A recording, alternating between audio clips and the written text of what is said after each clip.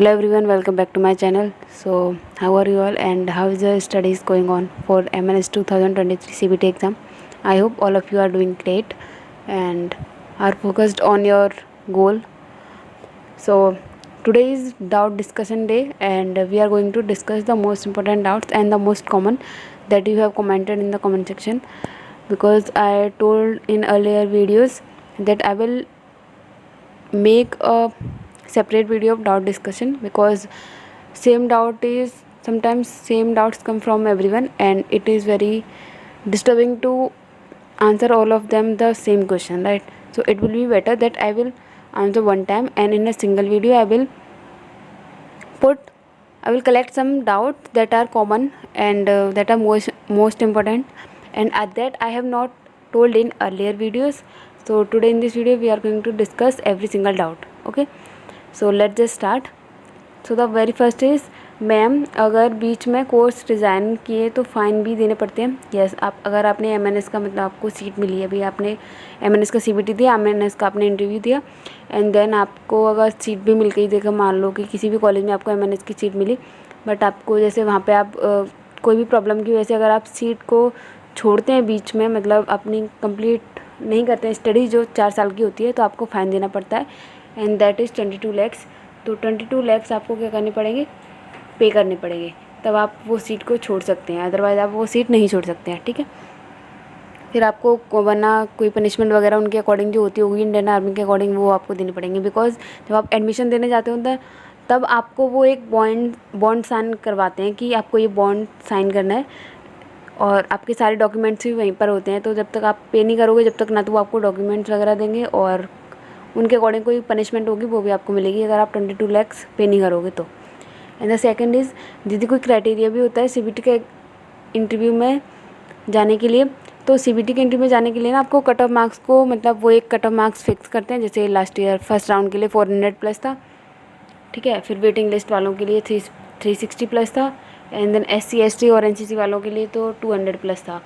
ठीक है, तो उसके अकॉर्डिंग वो कट ऑफ इस साल देखते हैं कि क्या रखते हैं। मोस्ट कॉमनली इतना ही रहेगा, हो सकता है कि थोड़ा थोड़ा 50-50 मार्क्स इंक्रीज़ कर दो तो उतना बढ़ जाए, वरना इतना नहीं बढ़ेगा। मतलब मोस्टली तो 400 प्लस रहने के चांस ज़्यादा है कि इस बार रहे। ठीक है, नेक्स्ट इज़, हेलो दीदी, गुड मॉर्निंग दीदी, I don't have original migration certificate but have it's black and white copy because it is submitted in the college, so can I show photocopy during document verification at the base hospital? Okay, let me clear this. You can show your photocopy but they ask for the original documents, so it is very necessary that you should carry your original documents there. Photocopy भी वो मंगाते हैं एक but वो original documents भी साथ में मंगाते हैं। अगर आप ओरिजिनल नहीं लेके जाओगे तो वो वहाँ पर डॉक्यूमेंट्स को इनकम्प्लीट वाले साइन में, मतलब वो फाइल जो जिसमें वो रजिस्टर करते हैं कि सारे बच्चों के डॉक्यूमेंट्स कंप्लीट है, यानी उसमें आपका इनकम्प्लीट डॉक्यूमेंट में आपका नाम जो होता है वहाँ पे रजिस्टर कर देते हैं वो, कि इनका ये वाला, मतलब अगर आप माइग्रेशन ओरिजिनल नहीं लेके जाओगे तो वो माइग्रेशन पर क्रॉस का साइन बना देंगे कि आपका ये वाला डॉक्यूमेंट अभी सबमिट नहीं हुआ है, वो इनकम्प्लीट है। ठीक है, वो वेरिफिकेशन करते हैं आपके ओरिजिनल डॉक्यूमेंट से। तो आप कॉलेज वालों से, आपका नेक्स्ट मतलब कमेंट था कि कॉलेज वाले आपको दे नहीं रहे हैं कि वो उन्होंने बोला है कि आपका, मतलब मैंने वो इसमें ऐड नहीं किया है बट आपने पोस्ट किया था कि उन्होंने बोला है कि जब आपकी डिग्री कंप्लीट हो जाएगी उसके बाद में देंगे। आई थिंक आप BSc कर रहे हैं तो उनको कोई जुगाड़ वगैरह लगा लो, पैसे वैसे दे के कि 2-3 दिन के लिए दे दो फिर बाद में ले लेना। कोई पैसे वैसे ले, वो 1000-2000 उतना उनको दे दो, या कोई मतलब ऑफिस में कोई वर्कर हो वहाँ पर जिससे जुगाड़ हो जाए वो ले लो, बिकॉज ओरिजिनल डॉक्यूमेंट चाहिए वहाँ पर। वो बिना ओरिजिनल डॉक्यूमेंट्स के मानेंगे नहीं, उनको चाहिए डॉक्यूमेंट्स। ठीक है, तो कुछ करके देख लो अगर कुछ हो जाए तो।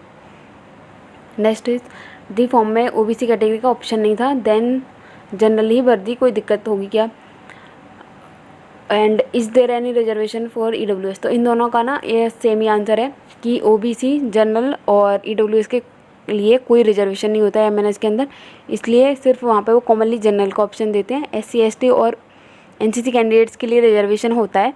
तो रिजर्वेशन वाली वीडियो का जो लिंक है मैं वो डाउन डिस्क्रिप्शन में पिन कर दूँगी, तो किसी को अगर रिजर्वेशन में डाउट है तो वहाँ पे देख सकता है कि मतलब किस तरीके का रिजर्वेशन होता है MNS के अंदर। तो वो लोग आप देख लेना, आपके रिजर्वेशन से रिलेटेड सारे डाउट जो हैं क्लियर हो जाएंगे। बट इसलिए नहीं होता OBC का ऑप्शन क्योंकि OBC, जनरल और EWS वाले बच्चे एक ही कैटेगरी के अंदर मतलब सेम उनको जनरल की, चाहे वो ओबीसी वाला हो चाहे वो ईडब्ल्यूएस, उनको सेम जनरल वाले बच्चों की तरह ही ट्रीट किया जाता है। ठीक है, ओबीसी और ईडब्ल्यूएस के लिए कोई भी रिजर्वेशन नहीं है, इसलिए वहाँ ऑप्शन नहीं होता है।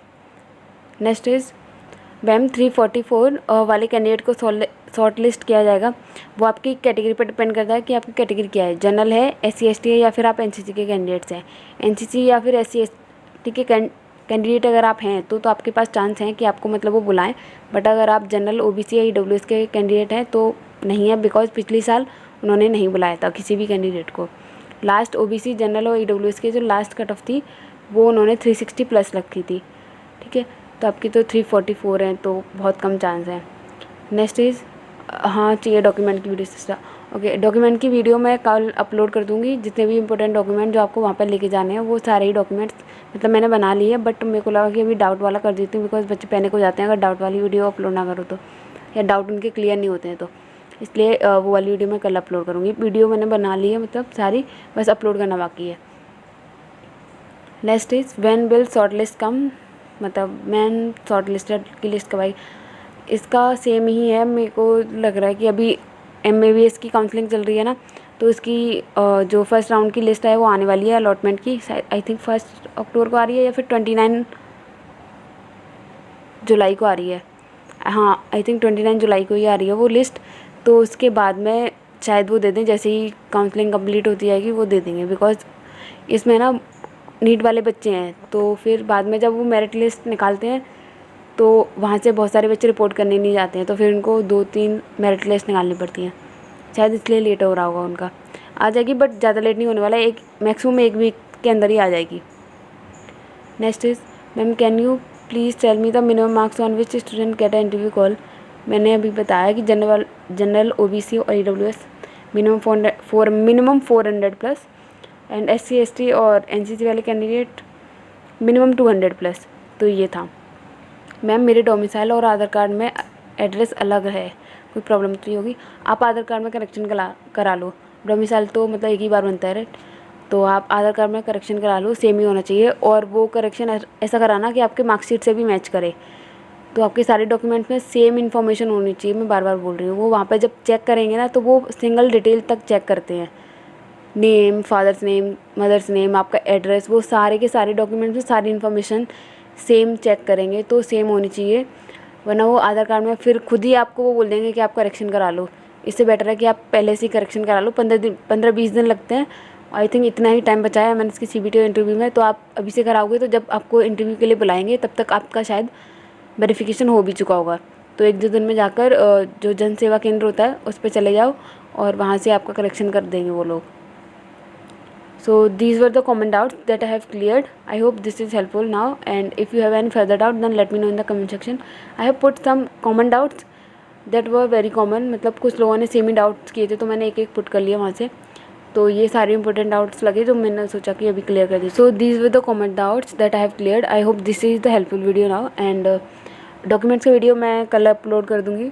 और अगर किसी और डाउट है कि किसी और चीज़ पे आपको मेरे को वीडियो बनानी है तो मेरे को बता देना, है ना। अगर कोई और डाउट है तो वो भी बताओ। I am trying very hard to clear all your doubts, and so this was for today, and please like, share and subscribe my channel if you have not subscribe yet, and please share this video to all the MNS aspirants who are going to appear in the MNS 2023 CBT exam and interview, because these videos are very helpful and I'm trying very hard to help you all.